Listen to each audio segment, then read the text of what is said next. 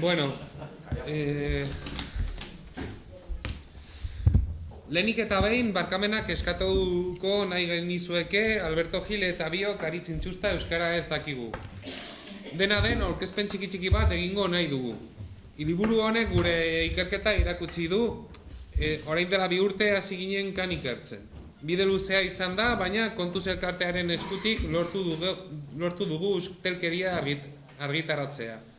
Gu konpromezu bat hartu genuen Nafarroaren gizartearekin, egia atera behar genuen kosta ala kosta, kaiga quien kaiga.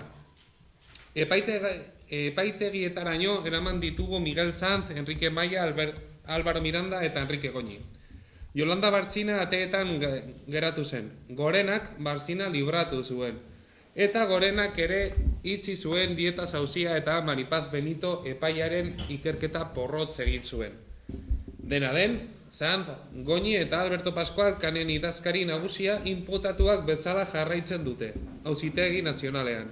Ez dakigu zer pasatuko den Madrilen, gero sartu gaitezke sakonago kasu honetan.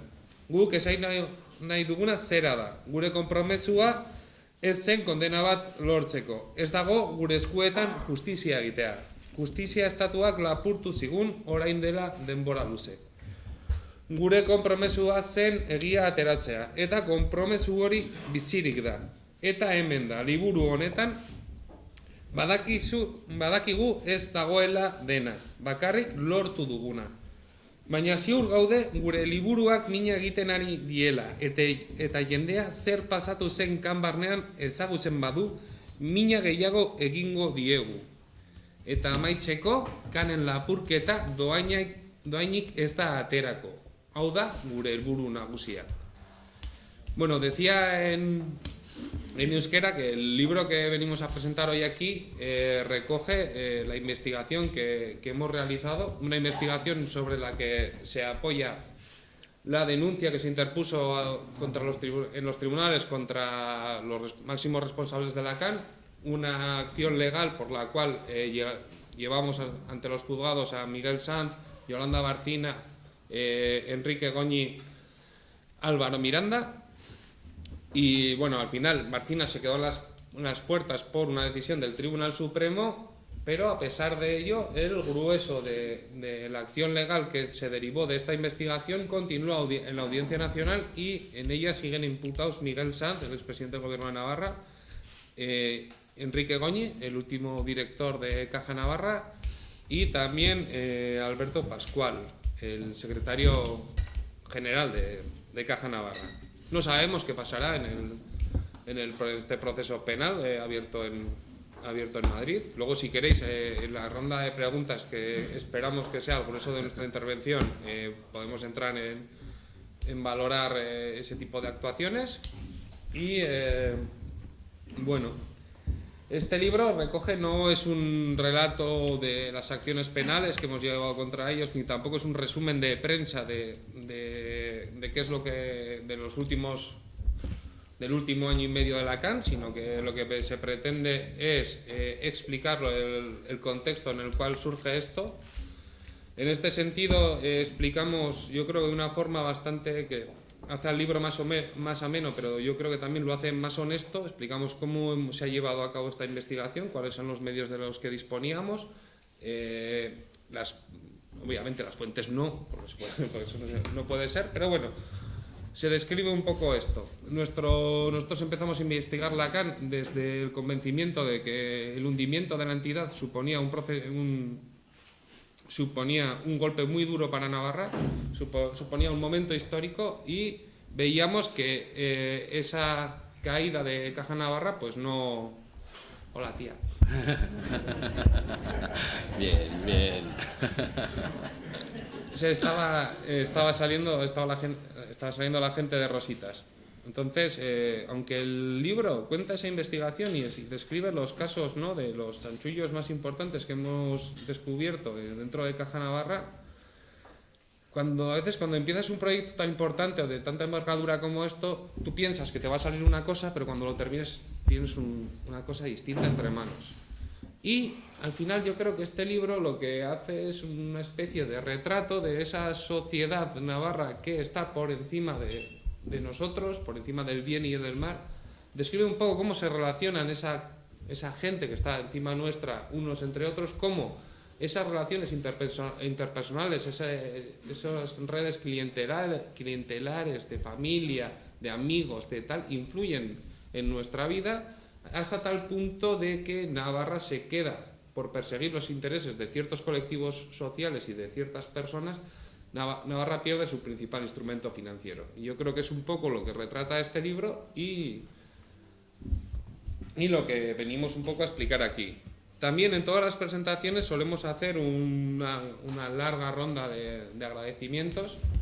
En particular, nuestro agradecimiento principal, como no, es para la gente de la asociación Contus. O sea, gente como Mirenchu, que tenemos ahí detrás vendiendo los libros, que nos persiguen a todos lados y que han dado un voto de confianza terrible hacia los 3 periodistas que hemos llevado a cabo la investigación, que trabajan como hormiguitas repartiendo unos cuadernillos para que la gente se haga socia y tal, unas hormigas que luchan contra las cigarras que tenemos por encima. Y también, por el camino, también obviamente a nuestras fuentes, a las gentes de Izquierda Unida, de Bildu, a los críticos del PSN, a las gentes de Geroa Bai, a gente también dentro de UPN y gente también dentro de PSN que nos ha venido a nosotros a contarnos cosas. Gente del PP también han venido y han sido fuentes de este libro, nos han dado una información muy valiosa sin la cual el libro que veníamos aquí a presentar pues estaría más cojo, porque obviamente lo que aparece en el libro no es todo lo que hay en la calle. Y bueno, pues queríamos hacer ese agradecimiento y ahora os dejo con Alberto, que os explicará un poco qué hay en el libro y luego seguimos con las preguntas.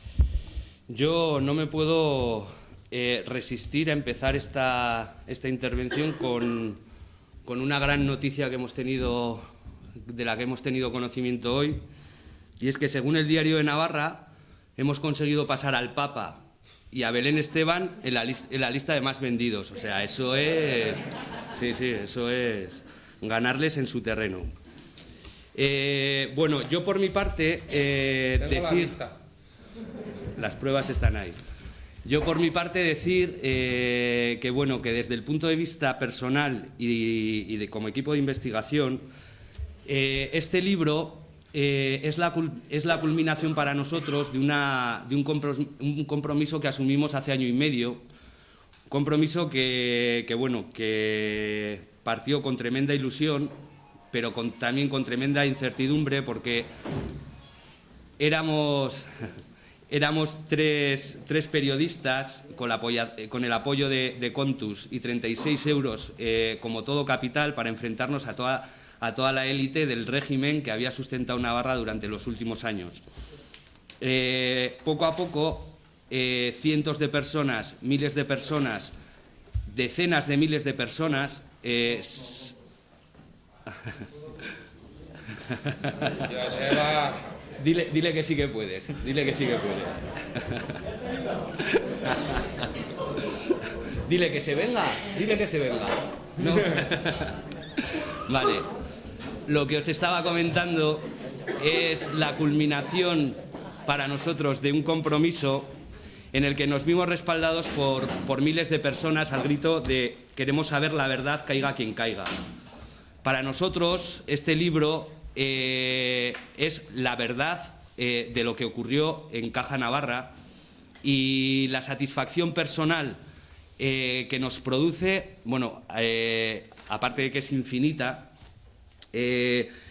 implica por lo menos haber cumplido con la promesa que asumimos en su día respecto a Contus y por extensión respecto a quienes respaldaron a Contus. Y ya por extensión respecto a todo el pueblo, a todo el pueblo de Navarra.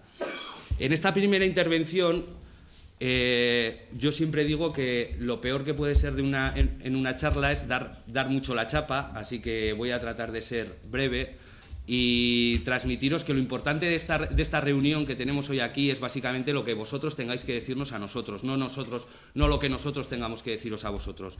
Pero como introducción siempre explico brevemente un poco qué es el libro, desde el punto de vista de su estructura, desde el punto de vista de su estilo narrativo y desde el punto de vista de su lectura.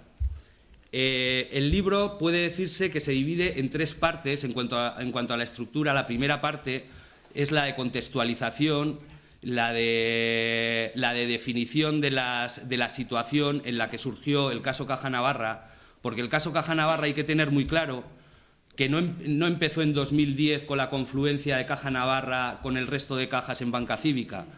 El caso Caja Navarra empezó a fraguarse, y es lo que cuenta el libro, en 1998, cuando básicamente Miguel Sanz, acompañado por élites fontaneros del Estado y empresarios de Navarra, idearon la fusión de Caja de Ahorros de Navarra y de Caja de Ahorros Municipal. La cuestión era muy sencilla. En Navarra había dos entidades y en la medida en que esas dos entidades estaban ligadas a administraciones diferentes, es decir, el Caja de Ahorros de Navarra al Gobierno de Navarra y la Municipal al Ayuntamiento de Pamplona, su control era más complicado. Estamos hablando de 1998, cuando el Ayuntamiento de Pamplona estaba en manos de CDN, y cuando en la comunidad autónoma vasca, Euskal Herritarrok, había logrado los que hasta ahora son, los que habían sido hasta ese momento los resultados, los mayores resultados que había obtenido a nivel electoral la izquierda abertzale. Claro, el peligro era mucho respecto a Navarra, porque si la izquierda abertzale o el nacionalismo conseguía hacerse con el Ayuntamiento de Pamplona, podía hacerse con la Caja de Ahorros Municipal de Pamplona. Esa es la génesis un poco de lo que ocurrió respecto a la fusión de las dos cajas navarras. Es decir, el caso Caja Navarra no empieza en 2010, empieza en 2008. Eso es un poco lo que contamos en la primera parte del libro, que es, como he dicho, es un poco la contextualización. La segunda parte relata los casos que hemos ido estudiando, que hemos ido documentando, que hemos podido demostrar y que se han denunciado. Esos casos, básicamente, lo que vienen a explicar es dónde han ido a parar esos 1.000 millones de euros que se dilapidaron de Caja Navarra. Básicamente hay tres vías. Lo que hay que tener muy claro es que la derecha, hasta ahora, ha intentado equiparar lo que ha sido el caso Can con el caso de las dietas. O sea, esa es su estrategia de defensa. ¿Por qué? Porque, como se ha visto, una decisión política del Tribunal Supremo desactivaba el caso de las dietas. Pero lo que hay que tener muy claro es que esas dietas opacas, las que se cobraron en la Comisión Permanente de la Junta de Entidades Fundadoras o en la propia Junta de Entidades Fundadoras, en conjunto no suman ni 300.000 euros. Y, sin embargo, en Caja Navarra han desaparecido 1.000 millones. Esos casos lo que van relatando es dónde se ha desaparecido ese dinero. Básicamente son tres vías. La primera, cuando Enrique Goñi entró en Caja Navarra, de lo que se aseguró lo primero es de tener un equipo afín. Es decir, nadie que pudiera cuestionar su forma de llevar las riendas de la nueva entidad. Para hacerlo, lo que hizo, entonces eran tiempos de vacas gordas, fue tirar de prejubilaciones. En 9 años, Enrique Goñi gastó más de 285 millones en sacar a gente no afín para meter a los suyos. Pero es que además esta cuestión no es que fuera necesaria, es que era absolutamente irrelevante. O sea, porque cuando acabó ese proceso de prejubilaciones, Caja Navarra tenía 700 trabajadores más. Es decir, ¿qué es lo que había pasado? Se había quitado a la vieja guardia, aquella gente que había entrado por oposición en las cajas, aquella gente que podía cuestionar su forma de gobernar, se las había quitado de en medio y había contratado hasta a 1.000 personas, jovencitos, salidos de la universidad, gente que podía compartir su forma megalómana de gestionar la Caja de Ahorros de Navarra, y al final se quedó con eso. Es decir, a la hora de la debacle, nadie podía cuestionarle porque Enrique Goñi se había quitado cualquier tipo de oposición interna.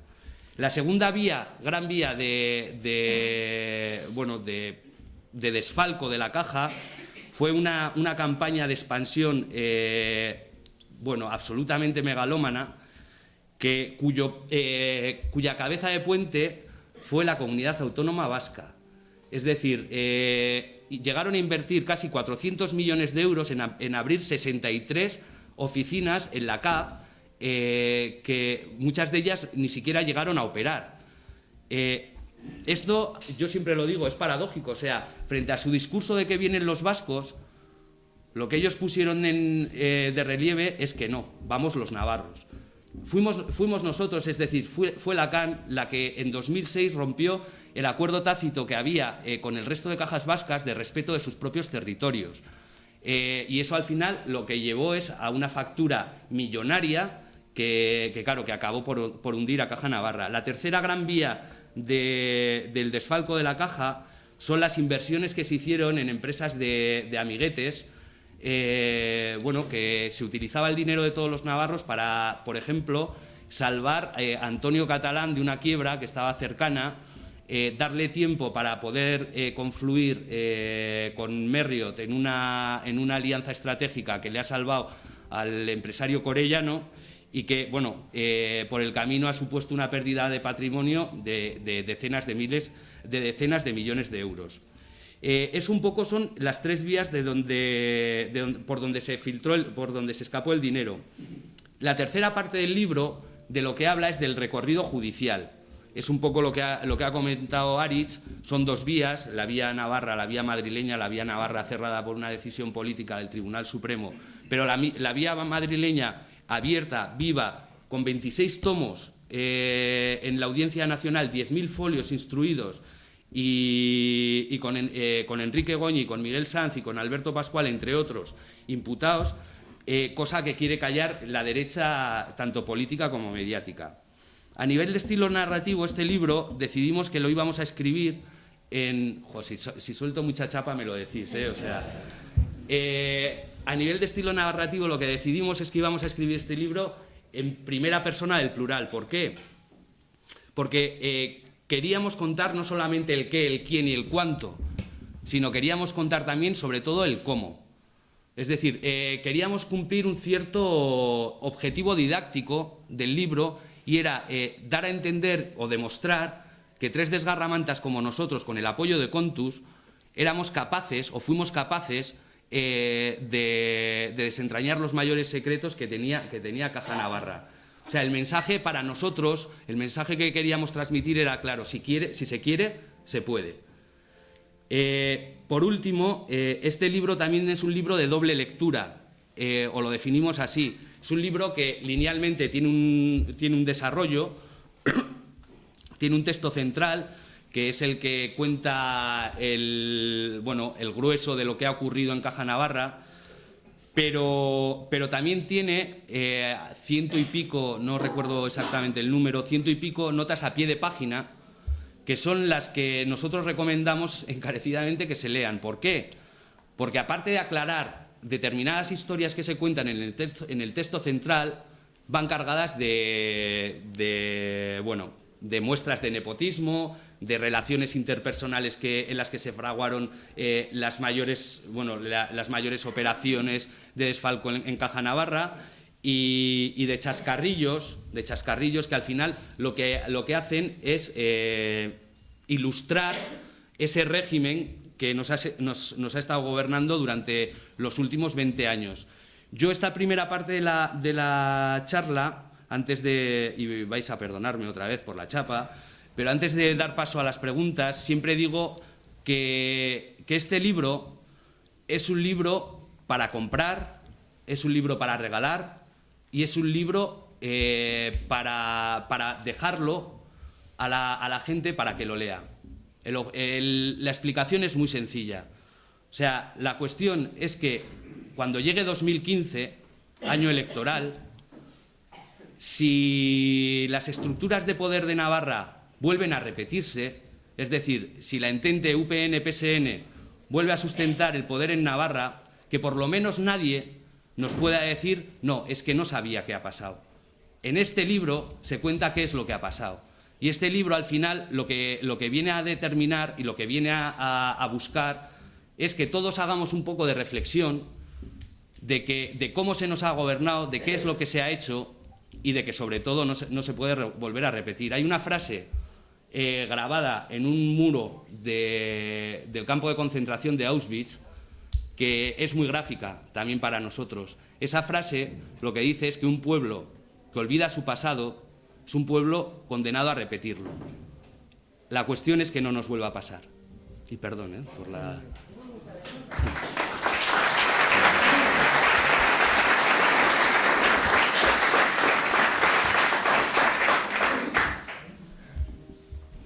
Bueno, y ahora si alguien se anima a hacer una pregunta... Si no, nosotros preguntaremos,